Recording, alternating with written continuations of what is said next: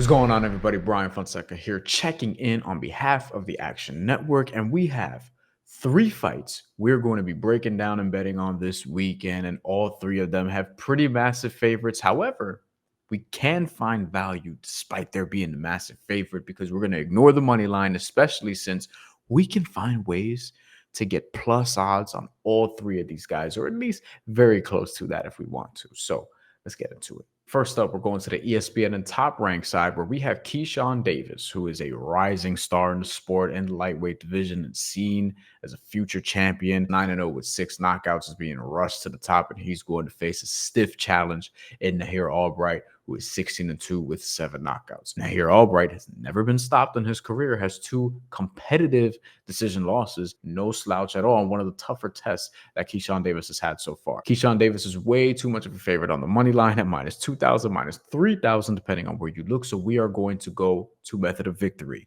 And method of victory is almost split. I'm betting Keyshawn Davis to win this bout by decision, -102.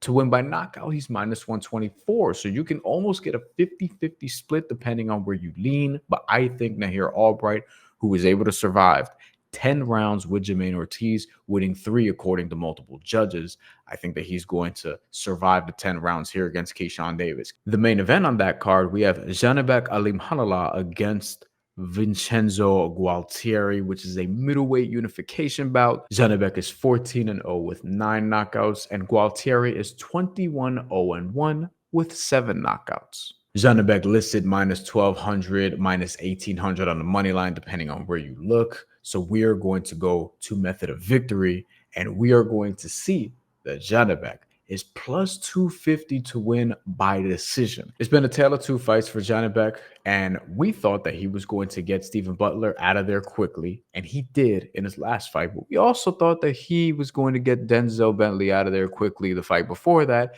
And not only did he not do that, he didn't get him out of there at all. That went all 12 rounds. And Denzel Bentley, I thought, won 4 of those 12 rounds. And I think this is going to be similar to that. Gualtieri is tough, he's awkward, and he is somebody who can, if nothing else, survive. And we're going to bet on him to survive.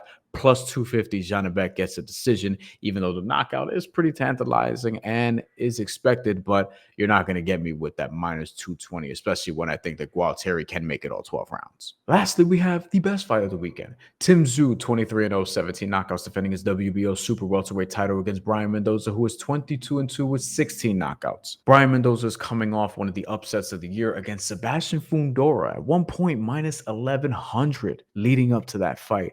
Mendoza knocked him out in the 7th round of their bout. Tszyu, coming off a couple of fights this year, knockout victories, and he is on a tear. He has been dropped before, but he is still undefeated and one of the most exciting fighters in the 154-pound division. Tszyu listed as anywhere between -650, -750, and Bryan Mendoza listed anywhere between +400 and nearly +500. We are leaning Tszyu for obvious reasons, but we do think Bryan Mendoza is a live dog.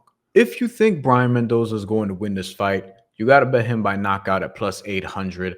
And the reason is because 1, Tszyu's been dropped before, and 2, this is going to be in Australia where Tszyu is going to have the home field advantage. So expect a close fight to go to him on the cards. But I think Tszyu is going to knock out Bryan Mendoza, who has never been stopped, late in the fight. I think that Tszyu is going to fight in the pocket. He has a dangerous left hook, is an excellent body puncher, and is somebody who is going to break down Bryan Mendoza. My favorite bet is Tszyu to get the stoppage late in the bout, rounds 7 through 12, +155, depending on where you look, +150 or so, but obviously you want that +155 if you can get it, and perhaps it'll be even better than that on Fight Time. I understand that Bryan Mendoza's never been knocked out before, but Tszyu is a different caliber of puncher who might have the smaller ring in Australia, as we saw against Tony Harrison, and that could potentially lead to him applying the pressure he wants to get the stoppage he wants. That's all we have for today. Make sure when you watch the fights and bet on them, do it responsibly, and also track your picks on the Action Network app. Take care and enjoy.